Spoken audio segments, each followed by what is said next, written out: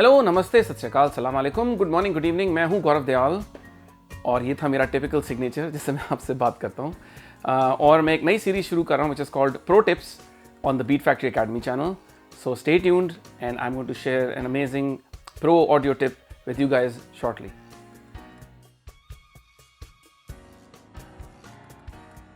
सो आज का pro tip है रूम अकूस्टिक्स और रूम ट्रीटमेंट के बारे में।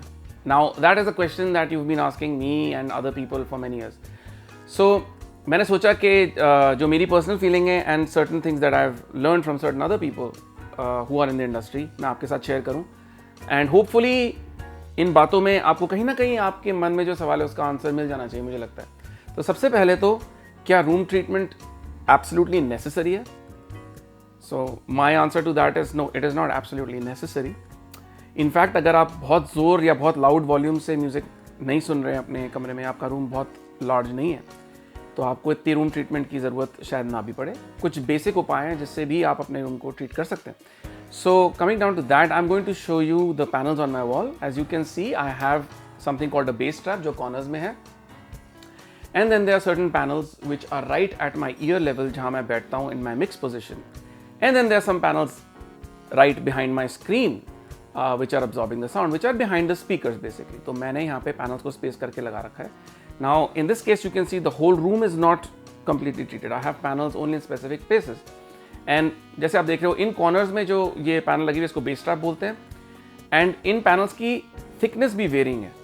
तो जो ज़्यादा थिक पैनल्स हैं उनको मैं कॉर्नर्स में यूज़ कर रहा हूँ क्योंकि I need more absorption in the corners. Low frequency sticks around corners and वहाँ पे बेस अक्यूमुलेट होता रहता है, यानी कि बढ़ जाता है। अगर आप उस कॉर्नर में सुन रहे हैं तो it's important to put a bass trap there. कुछ केसेस में जहाँ आपके पास खिड़की है तो आप कुछ कर नहीं सकते, you just have to let it be as it is, really you can not do anything.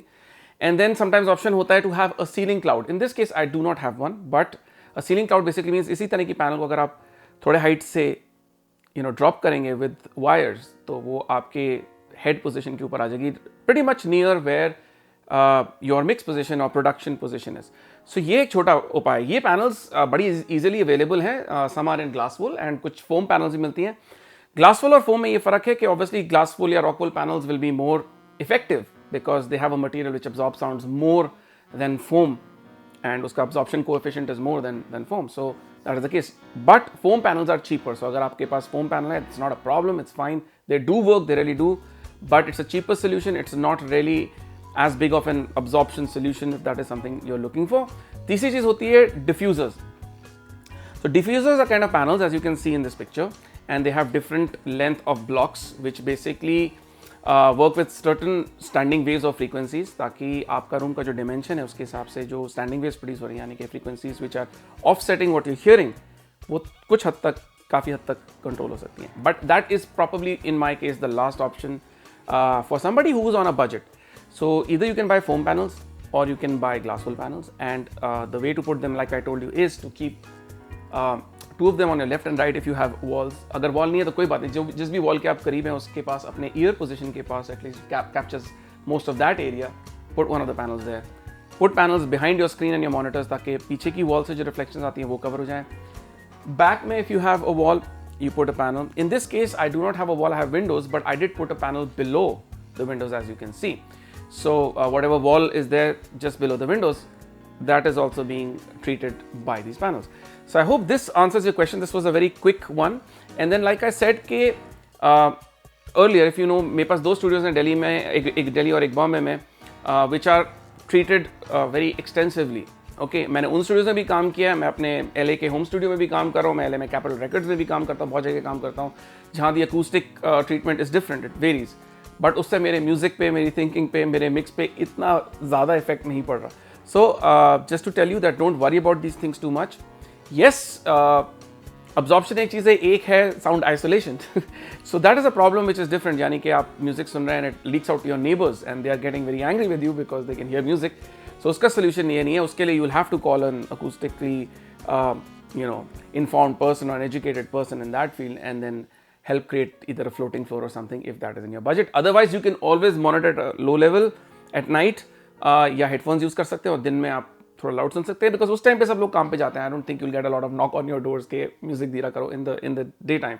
At least till now, I haven't got any from my neighbors, so I'm happy because I'm in a residence right now, and that has not happened. So good. I hope the same is for you.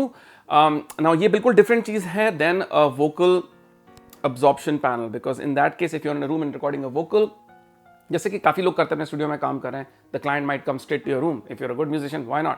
तो उसके लिए you have to buy like an Isovox और something like that which is a voice absorption panel, जिसके पास आप mic रखेंगे. That's a different thing. So you can look into these products. लेकिन the good news is all of these products are now very reasonable. They are not as expensive as when I started out, maybe 15, 17 years back.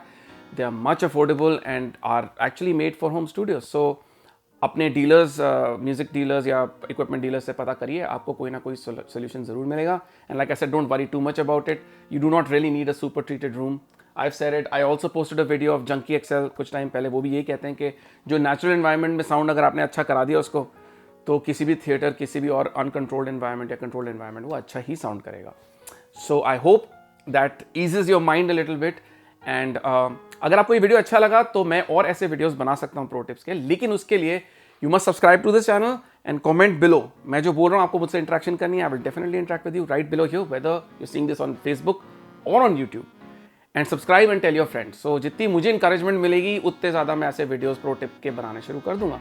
And of course, feel free to write any more questions that you have for me below in this, and I will try to address them in the next pro tip video.